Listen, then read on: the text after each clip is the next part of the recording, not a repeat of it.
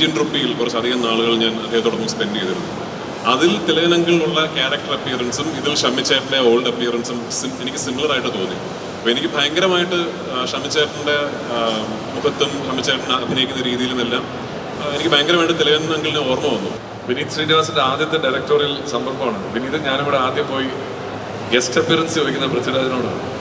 അന്ന് ഞങ്ങൾക്ക് അതെന്താ ചെയ്യാമല്ലോ എന്ന് പറഞ്ഞാൽ ചെയ്തു തന്നെ അന്ന് തുടങ്ങിയ ഒരു വിലായത് പുത്രയുടെ ട്രെയിലർ ആൻഡ് പോസ്റ്റർ കണ്ടപ്പോൾ രാജുവേട്ടൻ്റെ കൂടെ തിലകൻ സാർ നിൽക്കുന്ന പോലെ നമുക്ക് എല്ലാവർക്കും തോന്നിയായിരുന്നു. അപ്പോൾ ഈ ഒരു അച്ഛൻ്റെയും മകൻ്റെയും കൂടെ അഭിനയിച്ച അല്ലെങ്കിൽ സ്ക്രീൻ ഷെയർ ചെയ്ത ഒരു ആക്ടർ എന്ന നിലയ്ക്ക് ഇവർ തമ്മിലുള്ള ഒരു സിമിലാരിറ്റീസ് അല്ലെങ്കിൽ ഡിഫറൻസസ് ഉണ്ടെങ്കിൽ അതെന്തൊക്കെയായിരുന്നു? സ്വാഭാവികമായിട്ട് അവരുടെ അപ്പിയറൻസിൽ നല്ല സിമിലാരിറ്റി ഉണ്ട്. ഇപ്പോൾ പ്രത്യേകിച്ച് ഷമ്മിച്ചേട്ടൻ കുറച്ചുകൂടെ പ്രായമായപ്പോൾ ഒരു യങ് തിലകനങ്ങളുടെ നമ്മളെ ഓർമ്മിപ്പിക്കുന്ന ഒരുപാട് കാര്യങ്ങൾ ഷമ്മിച്ചേട്ടനുണ്ട്. ഞാൻ നേരത്തെ പറഞ്ഞ പോലെ ഈ സിനിമയിൽ ഷമ്മിച്ചേട്ടൻ കുറച്ച് പ്രായമായ ഒരു അപ്പിയറൻസ് ഉണ്ട്. ഓഫ്കോഴ്സ് അത് മേക്കപ്പാണ്, പക്ഷേ എനിക്ക് ആ അപ്പിയറൻസിൽ ഒരുപാട് തിലകനങ്കിളിനെ ഓർമ്മ വന്നു. കാരണം ഞാൻ തിലകനങ്കിളിൻ്റെ കരിയറിൻ്റെ അവസാന ഘട്ടത്തിലെ ഏറ്റവും ഞാൻ നല്ല സിനിമകളിൽ ഒന്നെന്ന് വിശ്വസിക്കുന്ന ഇന്ത്യൻ റുപ്പിയിൽ കുറച്ചധികം നാളുകൾ ഞാൻ അദ്ദേഹത്തോടൊപ്പം സ്പെൻഡ് ചെയ്തിരുന്നു. അതിൽ തിലകനങ്കിളിലുള്ള ക്യാരക്ടർ അപ്പിയറൻസും ഇതിൽ ഷമ്മിച്ചേട്ടൻ്റെ ഓൾഡ് അപ്പിയറൻസും എനിക്ക് സിമിലർ ആയിട്ട് തോന്നി. അപ്പോൾ എനിക്ക് ഭയങ്കരമായിട്ട് ഷമ്മിച്ചേട്ടൻ്റെ മുഖത്തും ഷമ്മിച്ചേട്ടൻ അഭിനയിക്കുന്ന രീതിയിലുമെല്ലാം എനിക്ക് ഭയങ്കരമായിട്ട് തിലകനങ്കിളിനെ ഓർമ്മ വന്നു. And of course genetically similarities ഉണ്ടാവുമല്ലോ. ഷമ്മിച്ചേട്ടൻ്റെ ശബ്ദം, ഷമ്മിച്ചേട്ടൻ ചില സമയങ്ങളിൽ ചില ഡയലോഗ്സ് ത്രോ ചെയ്യുന്ന രീതിയൊക്കെ ഭയങ്കരമായിട്ട് തിലകനങ്കിളിനെ ഓർമ്മിപ്പിക്കുന്നതാണ്. ഈ കഥാപാത്രത്തിനുമുണ്ട് ഒരു തിലകനങ്കിൾ വൈബുണ്ട് ഈ കഥാപാത്രത്തിന്. ഒരു പക്ഷേ വിലായത്ത് ബുദ്ധ എന്ന് പറയുന്ന സിനിമ ഒരു 20-25 വർഷങ്ങൾക്ക് മുമ്പാണ് സംഭവിച്ചിരുന്നെങ്കിൽ എനിക്ക് തോന്നുന്നു ഉറപ്പായിട്ടും ഭാസ്കരൻ മാഷ് തിലകനങ്കിളായിരുന്നേനെ എന്നെനിക്ക് നല്ല ഉറപ്പുണ്ട്. മോഹനൻ മറ്റാരെങ്കിലും ആയിരിക്കാം, പക്ഷെ എനിക്ക് തോന്നുന്നു ഭാസ്കരൻ മാഷ് ഉറപ്പായിട്ടും തിലകനങ്കിളായിരുന്നേനെ എനിക്ക് നല്ല ഉറപ്പുണ്ട്.